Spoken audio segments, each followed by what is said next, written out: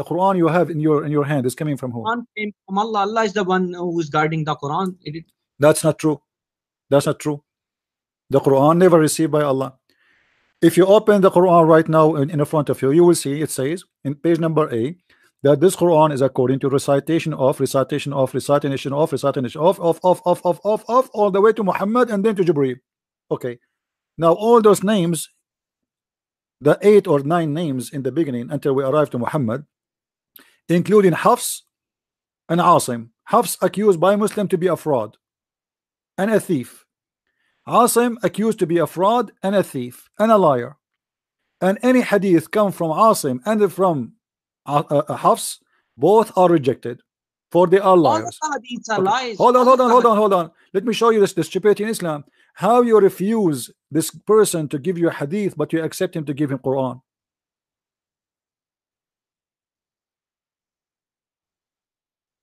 I don't get it.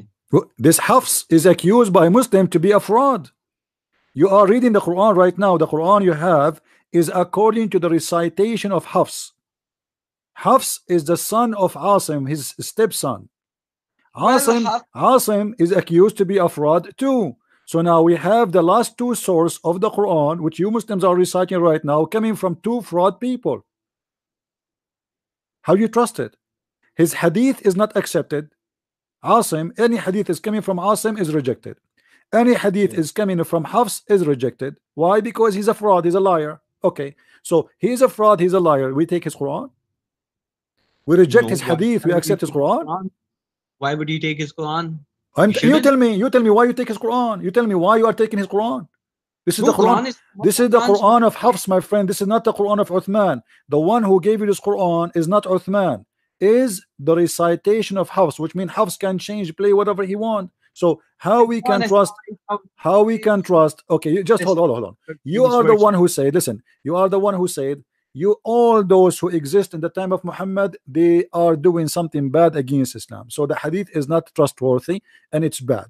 Okay, but the hadith is collected almost in the same time of the Quran being collected. No, Quran was written by Prophet. Where is the book of Muhammad? Do you have it?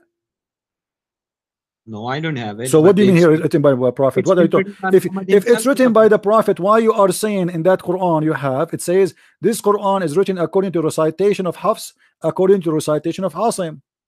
Recitation.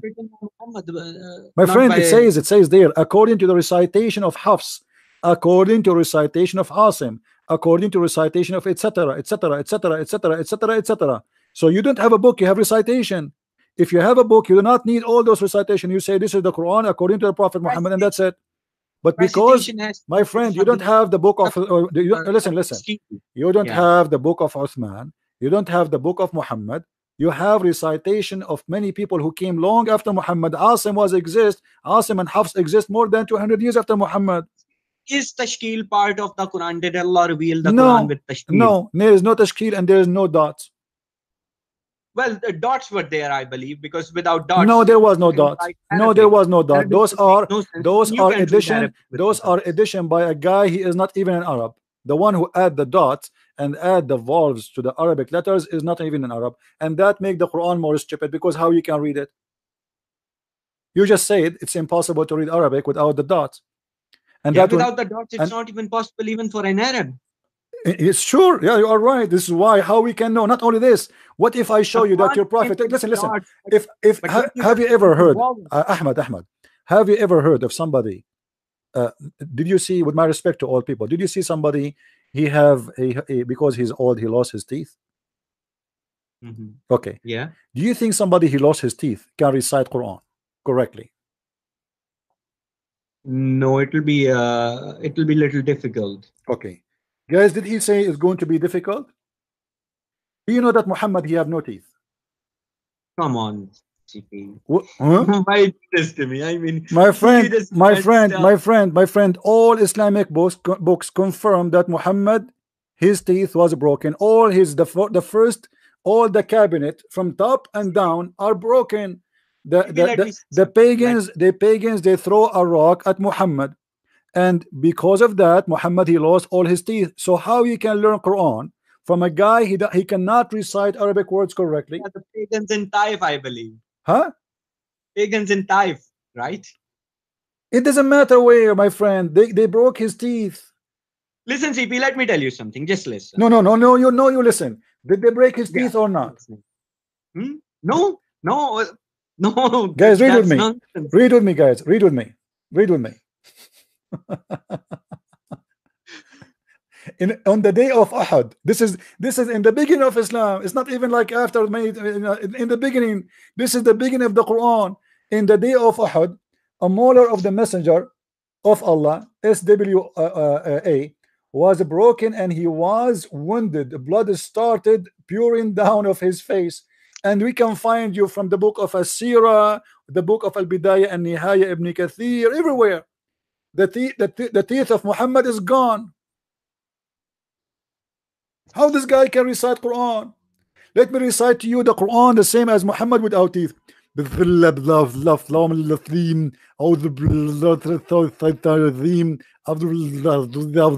you can do the Quran? CP, can I say something? No, you tell me, be honest with me. How somebody he lost all his teeth, he can give you Quran of Allah? Why Allah at least give? How come Allah did not protect his teeth? I mean, you are the one who said, look, listen. There was no dots. There was no dots. There was no dots. My friend, sometime your voice goes. I don't hear you. Your voice is cutting from my side. I'm not sure why. I don't understand you. You know, in Islam, the Arabic has no dots, have no vowels, and we have a prophet, he lost all his teeth. How in the world you Muslim can understand what he's saying? I have hard time to understand Zakir Naik, who have full teeth. How we can understand the prophet? He's reciting a language, reciting the words of God, but yet he have no teeth.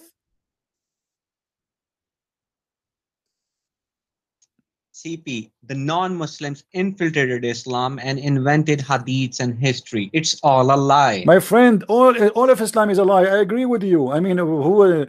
Okay, by saying that, look, Ahmad, by saying that, you told me in the text you pray 5 times, correct? Yeah. Okay, where in the Quran it says you pray 5 times? Which salah is missing? My friend, do you think Maghrib is missing? Where in the Quran? Where in the Quran it says you pray 5 times? It doesn't say anywhere. It doesn't even. So why you are praying? So why you are praying 5 times? Because it mentions in various timings that at this time you have to pray. Where it's mentioned? Where it's mentioned? Where? Like, let me give you a surah. It's 1778. Okay. What 1778 says? Go. It gives you even how long your salah should be. My friend, just tell me. Maghrib salah it speaks of. The Maghrib, which you think is missing from the 5. Okay. Yeah, which is extra. Okay, show me now. I'm waiting for you to show me where in the Quran it says 1778. Should I read it to you? Read it for me. Yeah, go ahead. Establish salah at the decline of the sun until the darkness of the night, and also the Quran of dawn. Indeed, the recitation of the dawn. Okay, how many times? Okay, how many times based on this verse? Nowhere. It doesn't say even 1 time. It says from decline of the sun until the darkness. That's not a time. That's not a time. Okay, from the time you wake up to the time you sleep, Muslim, you pray all day long? Tell me how, where in the Quran, my friend, let me teach you your religion. You do not know. In your religion, the Quran says clearly that you pray only 3 times. Read with me carefully. Yeah. This is your Quran, and this is not my. You can give me your own translation as you wish. Which translation you like? You can go with Sahih International since it's easy. Okay. وأقم الصلاة طرفي النهار وزلفى من الليل. Chapter 11, 114. Read for me the translation you wish. Sorry, I don't see the translation on the screen. No, you read for me. In this website, they have only 4. They have Yusuf Ali Shakir, Biktal, Muhsan. You choose. Which one is it? Chapter, which one? Huh? Which chapter? 11, 114. 11, 114. Okay. Okay, it says, and establish prayer at the 2 ends of the day and at the approach of the night. Indeed, good deeds do away with misdeeds. This is a reminder for how many times those will make? the two end of the day and the approach of the night, how many times they will make? Huh? 3. Okay, thank you. So it's 3 times. Then what about 17, 18, where it says, doesn't say, the one you chose for me, it doesn't say anything. There's nowhere in the Quran. My friend, are you saying to me in the Quran one verse saying 5 and one verse saying 3? Okay, what do you think about Surah Al-Mudaththir? Yeah, my friend, no, let us make it clear. Are you saying there's verses in the Quran saying 5 times and there's verses in the Quran saying you pray 3?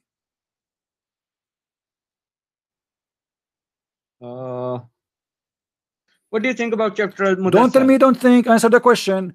Are you trying to say to me, to prove to me, that a verse in the Quran say you should pray 3 times, other verse saying you should pray 5 times? Either you say yes or you say no, it's 3. Well, if you calculate how many Don't tell me, well, here we go back. Well, if you calculate, you give me the answer. Are you trying to say to me one verse in the Quran says, you just admitted that this verse it says it 3 times, everybody heard you now, and you are trying to quote for me other verses. Now, is the other verses will help you to prove to me that you should pray 5 times? Yes, this is what you are trying to do. So now we can come to a conclusion that your Quran is a book of contradiction. One verse it says confirming that it's 3 times you pray, and other verses saying you pray 5 times. And then there's a 6th time as well if you read Surah Al-Mudaththir. My friend, so give me a conclusion. Is this verse is wrong? No, the verses are correct. Okay, is the other verses right? Well, if you calculate the don't tell me if we calculate. You keep saying if we calculate. Here the Quran is so clear. It says pray the 2 end of the day and the approach of the night. We ask you how many time that will make. You said 3. Thank you very much. So now this verse in the Quran confirmed that a Muslim prayer is going to be 3 times. Thank you. Now the other verses you quote for me, you keep saying 5 and 6. Maybe we'll get 7. So now is this verse is the one we should follow, or the verses you are saying they are making it even 6? We should follow all the verses. All right. If we now, combine all of them, we get I 6. challenge you in front of everybody to show me one verse says you pray 5 times. If you show me that, I will apologize from you. There is no verse. Thank you very much. There's no verse says you pray 5 times. So why you pray 5 times? Because the Quran gives timings. The Quran does not give timing, as you see. You just told me it between this. Abdul, listen. It is between this time to this time, and it is a 3 times. I asked you what does verse mean to you. You are the one who said to me it means 3 times. Correct? According to the verse, it says 3 times. All right. Thank you very much. So it cannot be more than 3 times as long it's clear. It says it is 3 times. It cannot be other options. That's it. Okay, you want me to overlook rest of the Quran just my friend, look what we are doing. Look what we are doing. I asked you about the muta. You said the muta is not true. Yeah. All the Muslim understood that this verse is about the muta, and the hadith confirmed that. I asked you about how many times you pray in the Quran. You said this is not true. It is not. It's not 3 times. It's 5 times. Now I showed you the verse. You said it is saying 3 times. I ask you to show me. I ask you to show me. I ask you to show me one verse speaking about praying 5 times. You could not. Yeah. Why you are going by the assumption, not by the confirmation? This one is confirming to you that it is a 3. Other verses are also confirmation that you should also pray time. No. It does not confirm anything. It does not confirm anything. Well, to you maybe it doesn't confirm anything, but what do you mean to me? No, it does not confirm to you, because you could not bring me one chapter in the Quran say you pray 5 times. There's no such verse which says pray 5 times. You have to calculate them. Okay, here we go. If we calculate them, that will make them according to you 5, but here it says 3. Yeah, but what if you calculate Surah Al-Mudaththir as well? My friend, let us say for the sake of argument, we calculate all of them and we come to a conclusion that Allah, He said, pray 100 times. What we will do with this verse saying that you pray 3 times only? What we will do with this? Well, the verse is just incomplete without rest of the Quran. My friend, what complete? Here is saying you pray the 2 end of the day and the approach of the night. Is simple, it's clear. What should I do with another verse that's giving me some other timing? What should I do with that verse? That means there is a contradiction. If there is Why not combine them? If there is any, but I don't see in any verse where it says any contradiction with this. I think they are the same. Where is the verses saying that you pray 5 times? You could not find it, because even if you calculate them, it doesn't say 5 times. It's 3 times. Yeah, well, CP, no so comments. You are following, yeah. This is make it clear, you are following the hadith, you are not following the Quran. Let me ask you, what is the practice a Muslim should not practice which is coming from the hadith? Pardon? Sorry, I don't get your question. What is the practice you reject Muslims do which you think it's coming from the hadith? Something Muslim they do, you think it is not should be to be followed in Islam? Yeah, like the sunnah, like even in the salah, as soon as they go into sitting position, they start committing shirk. They start calling upon Muhammad, which is a shirk, which they should not do. What they do when they pray? What they say? As soon as they sit in the salah, they say Attahiyatu lillahi wa salawatu wa tayyibatu.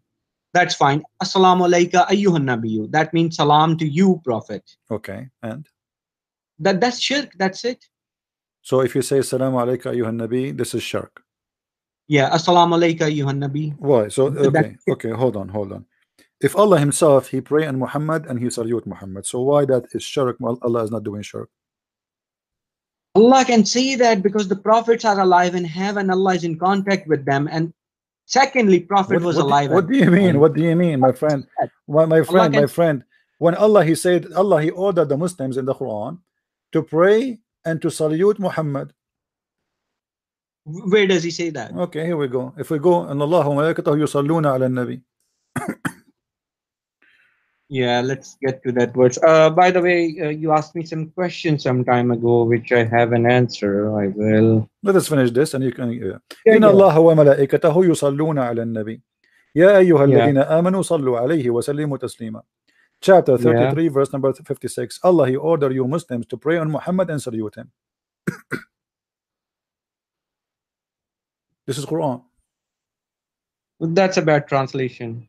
I know, I agree. That's not only bad translation, this is a false translation. I don't read translation, I read in Arabic.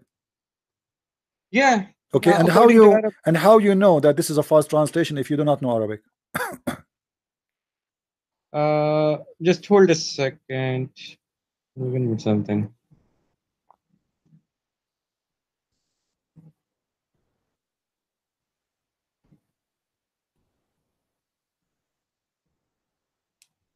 Okay, I'll translate the verse for you. It's okay, go 36, right? Let me get the Arabic for you.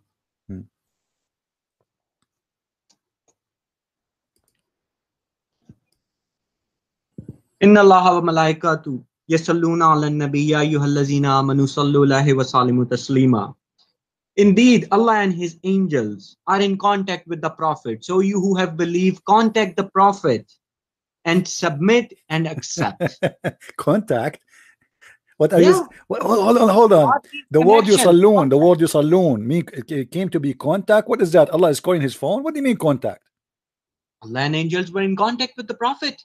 Okay, hold on. But where is the word contact coming from? The word in Arabic is yusallun. Yeah, yusallu, salat, sallu. Okay, what salat mean? What salat mean? Allah is in contact with everybody. My friend, salat does not mean contact. Salat mean pray.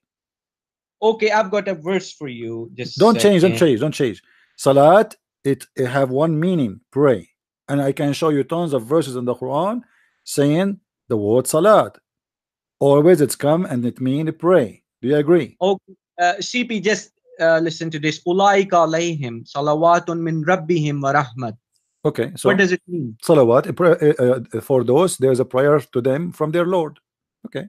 Allah does salawat on them. Yes. So he pray on them.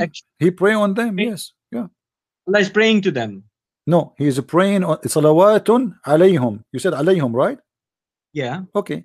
So yeah, alayhim salawatun. Yeah, alayhim, which means there's a prayer on them, which means Allah he prayed, like the same one, Christians, like if you see Christians, they pray like he put his hand over your shoulder or over your head and he pray for you, so he pray on you. So Allah he put his hand on you and he pray on you. How Allah he pray? How Allah he pray? How Allah he pray if he is God? It means Allah is in contact with them. My friend, contact with them what? It says yusalli, salat. The word salat means pray. And you are the one who said the translation is false. Ya ayyuha alladhina amanu. Hold on. Okay. Let me ask you. Is the Quran was made for a certain time or for all time? All time. All time. So you just said to me in the beginning, when you said that they are doing shirk when they say the salute to Muhammad, that how they can do that if Muhammad is dead, correct? Yeah. Okay. When Allah he said to you in this chapter, Ya ayyuha alladhina amanu sallu alayhi wa sallimu taslima, all those who you believe, I will go with your translation, contact him and salute him. Yeah. And you just said the Quran is for all time. Muhammad now is dead. How you can contact him and salute him? Huh? But the Prophet is dead now. You are the one who said, I asked you a second ago, is the Quran for all time or only for this time? You said for all time, remember? I will answer you. Just let me say something. Allah also says in the Quran, when you go consult the Prophet, present him with charity, present him with something. Even if you don't, Allah has forgiven you. So what about that verse? How do I present Prophet? It's very simple. Your prophet is a thief. He is forcing you to pay him before you meet him. Whatever the reason is, how can I pay him now according to the verse? No, you cannot pay him now. You cannot pay him now. But Muhammad, he made that verse to use you at that time. You see, if Muhammad came back to life, he would be happy now to take money from you, no problem. But Muhammad at that time, this is the proof that Muhammad is a fabricator. Because why you need to pay a prophet of God to meet him in private? Because he was doing God's work all the time. He was busy. He could not earn. My friend, I'm busy too. I'm busy too. Did you pay me to talk to me? And Allah says, Allah has my friend, hold on. Did you pay me? Them. Did you pay me? My name is a Christian prince. Did you pay me to speak to me? No. Okay. Why I am not a prophet of God? I still do my service for free. Muhammad is a prophet for God. He need to be paid in order to speak to you. It's not necessary. What necessarily? No, it says you should do that. If you don't do that, okay, may Allah forgive you. He's made you feel that guilty to the point, okay, it's like you need to be forgiven now because you did not give me money, and you are the one who said that. Why somebody, in order to speak to a prophet, did Jesus get paid? No. Okay. Just hold a second. Okay. So why Muhammad is asking for payment? No, he's not asking for payment. It's Allah. Allah. Why Allah? He is saying such a thing. I mean, what is the connection between guidance and asking? No, my friend. Allah. There's no way God will do that, because God in the Quran in chapter 36 verse number 21 says, "Ittabi'u man la yas'alukum ajra wa humul muhtadun." Chapter 36 verse number 21 it says, "Follow thee who ask you not for wages." The Quran says that. The Quran. Do you know he's talking about what? He's talking about the apostle of Jesus, specifically Paul and Peter and John, according to the Muslims.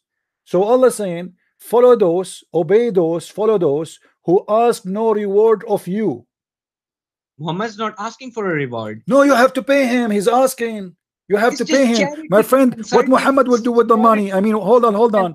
If I say to a person, go and make donation for the poor, you do not need to give me the money. Give it to the poor.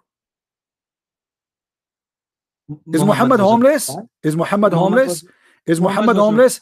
My friend, it's so clear. You are the one who quote the verse for me. You need to give him something before you meet him, which means it's in return. For a service. So this was a payment for him.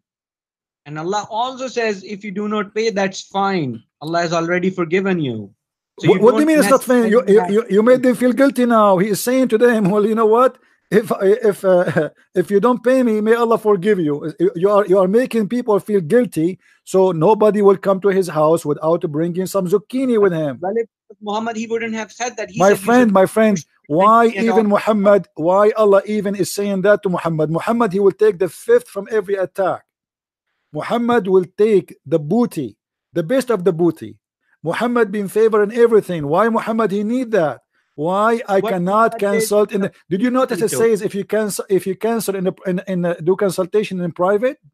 In private. So who is the one will pay if it is a consultation in private? So Muhammad, he made himself like a clinic. So anyone will come to me in a private. This is a private service. You have to give the prophet some money. Otherwise, it's not really appropriate. So now the Muslim, they heard that anyone who will come to the prophet, he will feel guilty. Even if you say to him, okay, well, if you don't have, I mean, obviously the one who don't have what he can do. So, but why a prophet of God, he insists that before you see him, you have to give him something. Well, that's charity. What is charity, my friend? Do you have? Okay. Are you saying to me, my moral is better than your prophet? I am a Christian prince. You don't need to pay me in order to talk to me. And I will not say to you, may God forgive you because you did not make a donation for me. I will not say that to you because this is an insult. I am humiliating you because you did not give me a donation. So you call me, you say to me, I say to you, did you give me donation? You say no. We say, okay, you know what? God, he says, who you believe, before you consult with a Christian prince, give him a donation. But if you don't, Allah may Allah forgive you. This is humiliating for you. I don't have money. Why you are mentioning that? A person who serves God, he should not ask for return. People, they do that voluntarily. You see, here we go. I am here sitting for how many hours?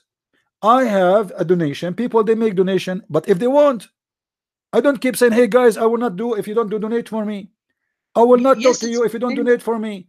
Do the guy who called me before you, he donate to me? No. The guy who called before donate to me? No. The guy who called before donate to me? All those who call me, actually, none of them donate to me, but yet I talk to them, I spend my time with them, and I don't ask them to make a donation. So why a prophet of God who is not like me? I am just a normal man. I need to make living, my friend. Listen, I need to make living. I need to support Muhammad. He have the fifth of the booty. Muhammad, he steals shoes. Muhammad, he steals donkeys. Muhammad, he steals women. Muhammad have a lot of money. Why he need people to pay him before they meet him? He distributed everything to the poor. My friend, this is a lie. This is a lie. How a person he is poor can open 13 houses? He never had 13 houses. What do you mean he never have? All the wives he have, where he have them? Where? In the shelves? By the way, CP, this discussion is never ending. I've got something to say. You asked me a question once that why is Allah misleading you? Because it's all up to Allah. Allah decides whom he guides, whom he misguides. Am I right? Okay. So your question was why? The answer is from the Quran. I'll just give this answer, then I'll have to go. If you look at chapter number 8, verse number 23. Number 8, 23. Okay. Yeah. What? Tell me what?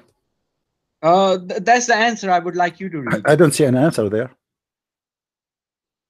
Chapter number 8, verse number 23, not 16. My friend, I did not say anything. I say I don't see the answer there. Which verse is that? They have made their oaths a screen. No, chapter number 8. I'm not opening the verse yet. You said chapter number 8, verse number 23. I understand. Yeah, but I don't see the answer there. Where is the answer? I'll read it to you.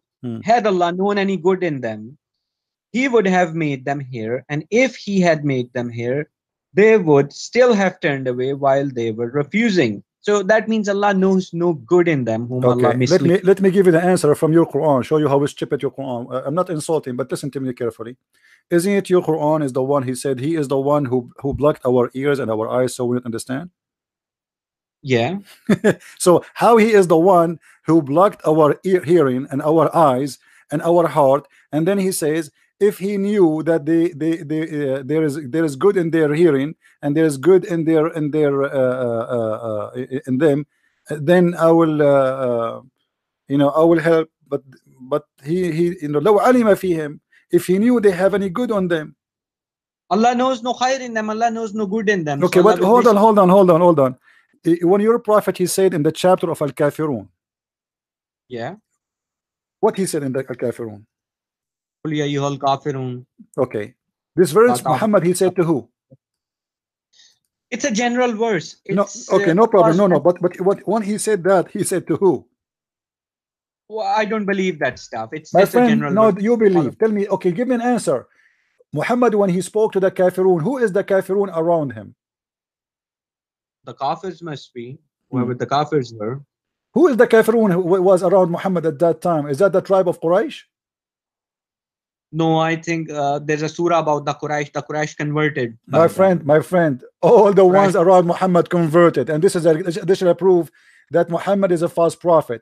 He said to them, say I believe not in what you believe, and you will not believe in what I believe. But later all of them convert either by sword or you know, there's nobody left. All the Arabian Peninsula became Muslims. Yeah, they became Muslims. So the verse is a lie. How he said to them, you will not believe in what I believe, and I will not believe in what you believe. And then he says to them, okay, my friend, how he say that? If all the Arabian Peninsula became Muslims with no exception, not all of it, all of it. Muhammad, he did not leave anyone in the Arabian Peninsula is not a Muslim. No, that's not true. That is a big, my friend. Come on, listen. Give me a proof that in the Arabian Peninsula there was one person left Muslim after Muhammad became victorious. At least after before there he are even places in Saudi Arabia where the non-Muslims live. There's zero. There is zero. There is no non-Muslim in Saudi Arabia. The one who they are there now, they are working workers, work visa as slaves. But those are not Saudi. There's not a single. My friend, don't lie. There is zero atheist, zero Christian, zero Jews, zero Hindus, zero Buddha, zero any religion beside Islam in Saudi Arabia. Don't lie. Well, it's a shame. Don't lie, my friend. Don't lie. Well, how come you survive then in Middle East? Who told you I'm from Saudi Arabia? No, you're from Middle East. I am saying the Arabian Peninsula. Muhammad was not where I was living. I'm not. I never said I'm from Saudi Arabia. You have Christians. My friend. People who they are people of the book, they paid the jizya, but those are not from Arabian Peninsula, because Muhammad, he said, I am going to expel all the Christians, all the Jews from the Arabian Peninsula, and that's what he did. That's a hadith that was specially my friend, show me where one Christian, he is a Saudi, he lives in Saudi Arabia, show me one church in Saudi Arabia. Well, it's different now. What different now? I mean, don't tell me what different now. There's no churches. Muhammad, he destroyed everything. He killed everybody. He expelled everybody. Don't lie. Nice Muhammad is a fascist. Muhammad is a fascist man. He is a Nazi man. He's the same as a Hitler.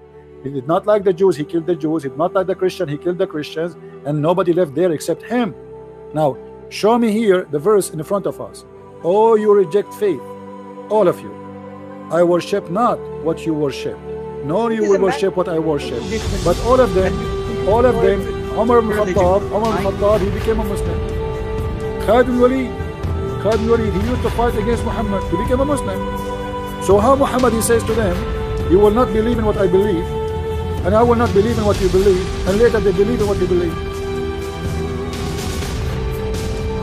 I believe it's just a general. It's a false prophecy. No, it's a false prophecy. No problem. I thank you for saying it's a general. It's a general. So when you say you will not believe, he's speaking all of them in general. You will not believe. But the Quran confirmed when the victory of Allah came, people they enter into religion of Islam by waves. So if he is saying the majority in general, because when you say in general, my friend, when you say in general, do you mean the majority will not believe or the minority will not believe? Well, someone's waiting for me. I have to go now. No. Answer me. When you say in general, do you mean the majority or the minority they will not believe? Majority, but the believers. The majority will believe. So when I say in general, they will not believe. I mean the minority. I never heard of this before. I thought always when you say in general, you mean the majority, and the minority is an exception. I don't think it's about majority or minority. No, it must be. Because you are the one who used the word generally. When you say general, you mean the majority. It's a general word. Yes. When I say general, I'm speaking to the population, all the population. So in the population, maybe there's some people they have exception. As an example, I say everybody have to pay tax for sure, except the foreigner. Well, okay. We can discuss tax next time. I've got to go because someone's waiting. It was nice speaking to you. My friend, no problem. You are welcome to call anytime. Oh, no.